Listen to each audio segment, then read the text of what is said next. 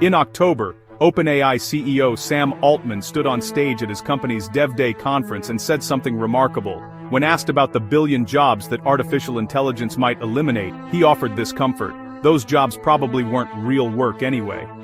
His exact words: a farmer from 50 years ago would look at what you and I do and say, "That's not real work."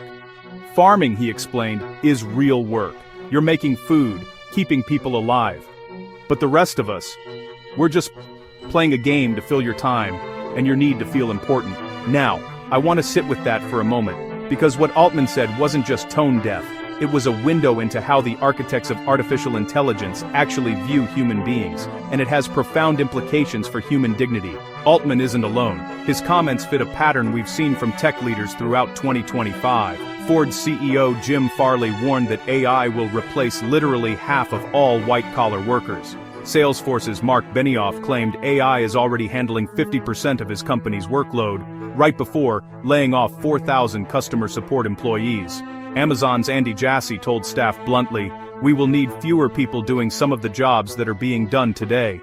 And perhaps most chilling, a CEO named Joshua Vula, who laid off 80% of his workforce because they weren't adapting to AI fast enough, told Fortune magazine it was the kinder thing to force people through this transition. His reasoning? Most people hate learning. They'd avoid it if they can. Do you hear what's happening here? These aren't just predictions about economic change, these are judgments about human worth. When Altman says your job isn't real work, he's not making an economic argument. He's making a philosophical claim about what activities deserve dignity and which don't. He's deciding that the work millions of people do to support their families, contribute to their communities, and find meaning in their lives is just a game. Let's think carefully about what Altman actually said. He invoked a farmer from 50 years ago as his moral authority, someone who works with their hands, produces something tangible, keeps people alive. But here's the sleight of hand: Altman doesn't farm. His company doesn't produce food.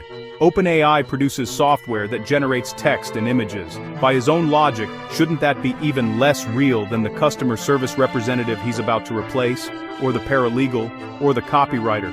The truth is, Altman's framework isn't really about distinguishing real work from fake work.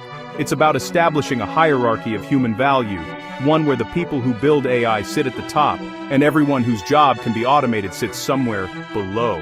This is a materialist reduction of human dignity to productive output, and it's profoundly wrong. Catholic social teaching, which has grappled with the dignity of work for over a century, offers a different view. Work has dignity not because of what it produces, but because of who does it.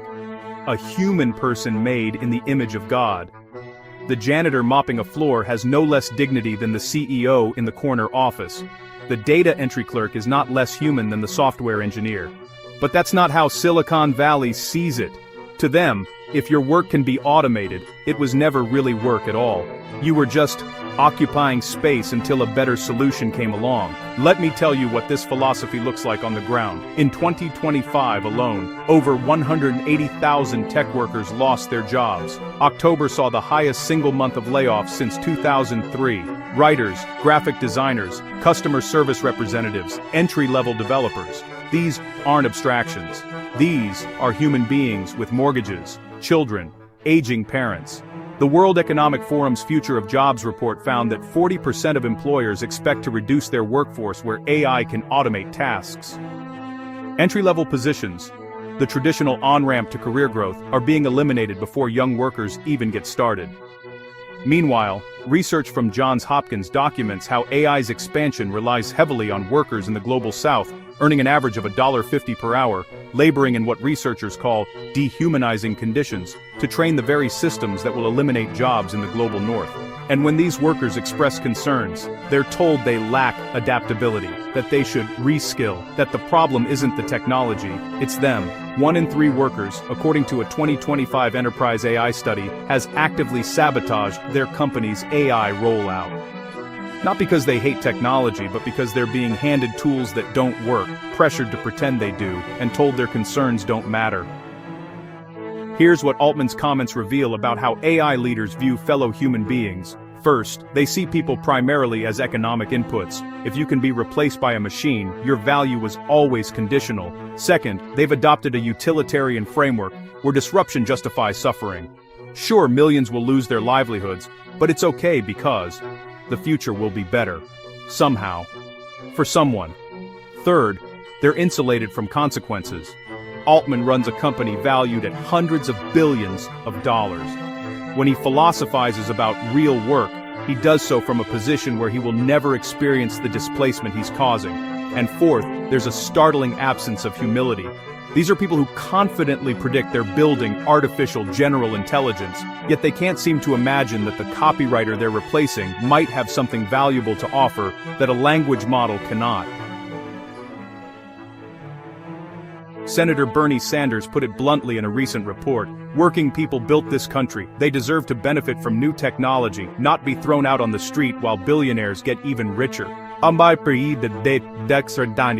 When Sam Altman says your job isn't real work, he's not just being insensitive. He's articulating a worldview, one that measures human beings by their efficiency, their output, their replaceability. This worldview is not new. Every era has had its prophets of progress who dismiss the displaced as collateral damage. But this time, the scale is different, the speed is different, and the people making these decisions are accumulating unprecedented power over our information, our communication, and increasingly, our livelihoods. The question isn't whether AI will change work. It will. The question is whether we will allow a handful of billionaires to define human dignity downward, to convince us that if a machine can do your job, you were never really doing anything worthwhile. I, for one, refuse to accept that framework. If you found this valuable, please like and subscribe. And in the comments, I'd love to hear, has AI affected your work or your industry? What do you think real work actually means? Until next time.